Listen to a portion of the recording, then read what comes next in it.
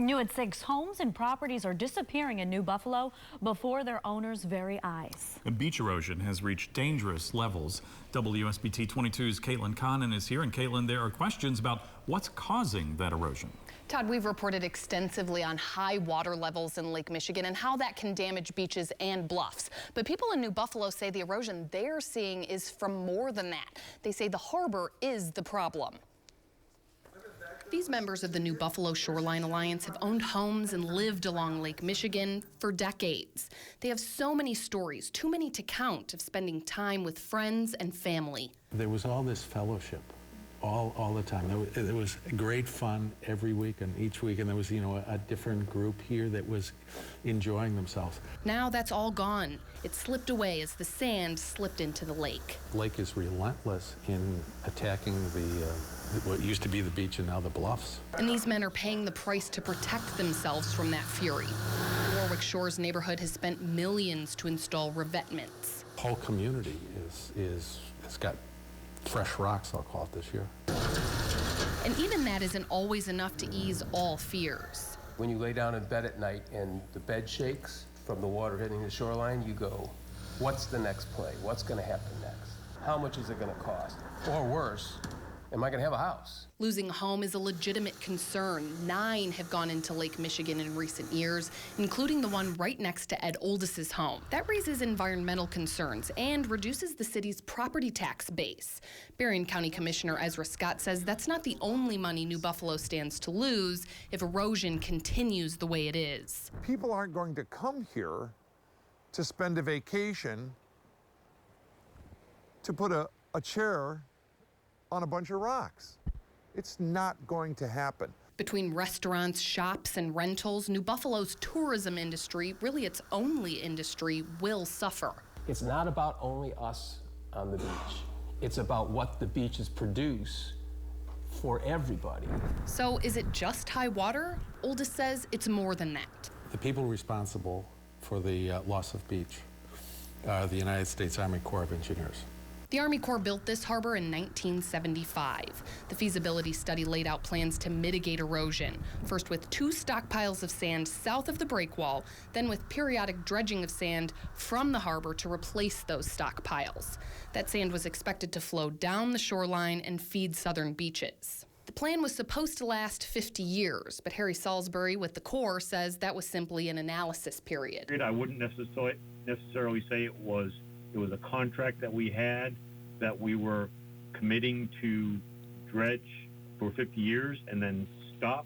Others disagree. When he asked the Corps to include $2.4 million in its budget for beach nourishment, Representative Fred Upton says it was because the Corps stopped short of the 50-year commitment and amount of material called for. But Salisbury says the Corps is still doing mitigation depending on channel conditions and subject to availability of funding provided by Congress. The New Buffalo Shoreline Alliance says one solution would be to dredge New Buffalo Harbor and use that sand to prevent erosion.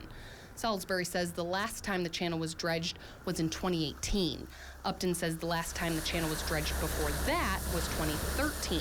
He's requested the Corps dredge as often as every 1 to 2 years. Salisbury says it does when it can. We cannot dredge the harbor unless we are funded to do so. Salisbury couldn't give me a clear answer on whether Upton's funding request would be granted, which leaves these men in a bit of a quandary. They worry they'll need even more sand than the original plan called for to fix the problem. I think this summer is going to be a little bit of a tougher summer for this town because there's not a real reason to be here. The New Buffalo Shoreline Alliance and Commissioner Scott, along with many others, are trying to get a state disaster declaration for beach erosion. That would help New Buffalo get assistance from FEMA. Unfortunately, disaster declarations don't currently have a mechanism in place to handle shoreline erosion. And now the Army Corps is doing something to address the erosion. Yeah, Salisbury says the Corps is doing a study to see if the harbor is causing erosion and what sort of mitigation strategies could be used to combat that erosion. And he says that we should have an answer by the end of next month on whether there's federal interest in carrying out any of those measures. Pretty incredible. All right, Caitlin, thank you. Thanks, Dean. An entire public beach in Berrien County no longer exists. Now, officials have had to close Lincoln Township Beach after 100 feet of beach just disappeared. WSBT 22's Brooke O'Daniel is live in Stevensville. And Brooke, not only did the beach vanish, but the parking lot as well. I'm standing in what's left of that parking lot here at Lincoln Township Beach. Now, officials actually put big logs here along the edge to try and prevent anyone from accidentally driving over that cliff. But now, since 3/4 of the parking lot has been eroded, they actually decided to lock up the entire park altogether. We come and look at the lake probably almost every day. It's kind of like our happy place. Just a few months ago, this beach was being enjoyed by residents.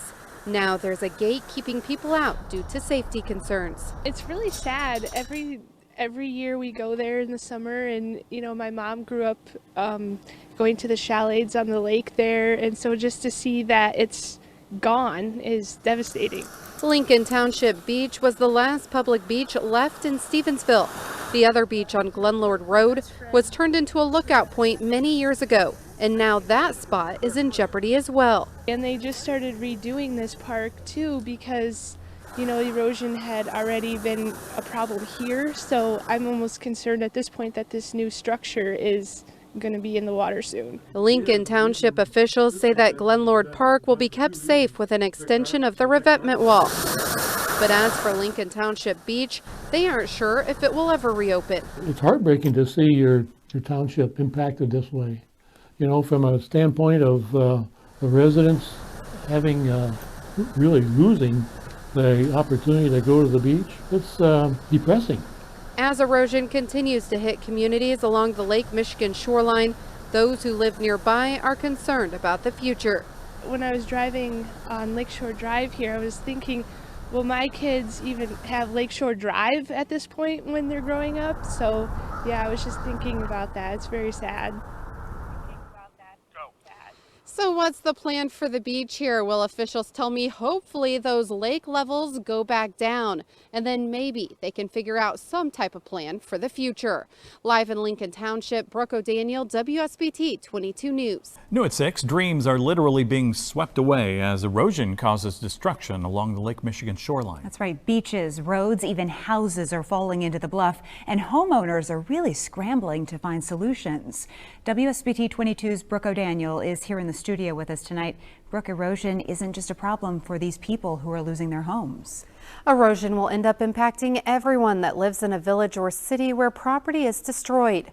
These areas are losing thousands of dollars in tax revenue because once that land is lost, the city or county can no longer collect taxes from that property. Joan and Bruce Smothers fell in love with this property the moment they saw it 15 years ago. When I came and I saw that view, it took my breath away. And I knew right that minute that I wanted to be on the lake. As recently as a few months ago, they were enjoying the sunset and hosting parties for friends. It's surreal. I mean, you can't even imagine that 4 weeks ago there were 50 people and you had a wedding here and then it's all gone. The land in front of their home began to disappear in November. By Christmas, their decks had fallen into the bluff. Totally shocking. No one, I guess, could have predicted this. The couple was stunned to learn that their home insurance wouldn't help cover the cost. You know, if the house had burned down or if a tornado had come through, it would have been covered. It's not covered for this. Joan says a standard seawall wouldn't even protect their land and would be a more than $500,000 investment, money they don't have to spend. You'd almost have to put up a 30-foot wall, and then you're kind of defeating the whole purpose of having a lake view. Not to mention who can afford to do that. Unable to move their home, the couple had to make the heart-wrenching decision to get a demolition permit to demolish it. We felt like the decision was made for us, that's our only choice. A decision that means they lose a house that appraised for more than $1.5 million 6 months ago and will cost them additional funds to tear down. It will cost probably around $10,000 to demolish it and take it away.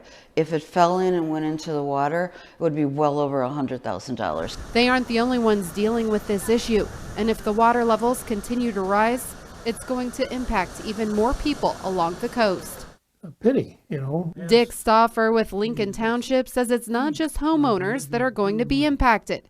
Each time property disappears or a home loses value, Everyone in the township will feel the loss. When a home is demolished, of course, it's removed from the tax rolls. Those tax dollars impact everyone. Not only does the county lose, but the schools lose, all the villages lose. Lincoln Township Assessor John Bauman is concerned about erosion's effect on the entire community. We're already short on tax dollars as it is, so getting less and less of that because of houses going in or property values declining affects, the things that we can supply our citizens. This problem happened 30 years ago in the 80s. But each storm that moves through seems to pack a more powerful punch than the last one. It's like 1,000 freight trains hitting the beach every day on a big storm. With some areas losing more than 60 feet just in the last few months, Dean Ray says his office has been extremely busy with requests. I see 30, 40 semis with rocks go by every day. They're coming from Wisconsin, most of them, some Indiana, to build revetments. Couples like the Smothers aren't sure what retirement will look like now. As it either pushes it off or it makes it different. We still have a mortgage on this house. The mortgage doesn't go away because the house went away. And while it's them suffering today, eventually it will be everyone. The value of this home and a lot of other people's homes have gone down a good 50 to 75%. When that happens, the tax base drops. You don't have money for schools, you don't have money for roads. The couple says their home will most likely be torn down in the next 3 weeks, and Joan told me she's not even going to be able to watch it happen. Wow. And you're right, this does affect everybody eventually. There's the emotional loss, and I can't imagine the financial loss. That financial loss is very difficult for them, but Joan told me it's going to be even harder to watch her husband's hard work of renovating that home be torn down in a single day. It does affect so many people. No winners here, obviously. None. All right, Brooke, thank you. Watching a dream home being torn down piece by piece. This house was worth more than $1.5 million just 6 months ago. But crews started demolishing it. Why? Because of lakeshore erosion. WSBT 22's Brooke O'Daniel is live on Notre Dame Avenue in Stevensville. And Brooke, the owners said tearing down the home was their only option. This area looks a lot different than it did just 7 hours ago. Behind me 7 hours ago was a more than $1 million home. Now it's just been reduced to a pile of rubble. Let's take a look from above with WSBT's Drone 22. As you can see where this house met the shore of Lake Michigan. Originally, when they purchased this house, this view right here was a great view of the lake. But eventually that bluff started to disappear over the last couple of months, eventually taking part of the foundation with it. That sound is what's left of the first floor being smashed into the basement. You can only do what you can do, and Mother Nature's going to do what she's going to do. Bruce Smothers renovated this home 15 years ago. He says November storms turned their dream home into a nightmare. I was cleaning up some stuff and I went to lunch and came back. I lost about 10 feet that afternoon. The home began falling into Lake Michigan, and after considering all of their options, the couple had no choice but to tear it down. But at the end of the day, it all boils down to money. I still couldn't afford to fix the beach. That's $480,000. You're not going to get that back on resale. The excavator, John Pike, says this is the saddest project he's ever worked on. Unfortunately, we're tearing down a house that I thought was the wrong address when I first showed up. But he says with all of the erosion taking place along the shoreline, demolishing nice homes like this could become more common. Our phone's ringing off the hook for retainment, and I've already looked at a few that if they don't do something fast, this is going to be the case. Smothers had to get a number of permits for this demolition to be possible. After this is done, he's still going to have to pay for a house that no longer exists. Oh yes, we have a substantial mortgage on it. The bank owns more of the house than I do. Their property goes back for 5 acres, but Smothers says he'll never build on this property again. Because eventually it's going to be creeping back for, I don't know, quarter mile, half mile, I have no idea. So even if you build down there, all you're doing is buying time. So why did they have to demolish the house? Smothers tells me that if the house had fallen into the lake, it would have been more than $100,000 for the cleanup. Whereas today's demolition only cost around $10,000 and was safer for the environment. Live in Stevensville, Brooke O'Daniel, WSBT 22 News.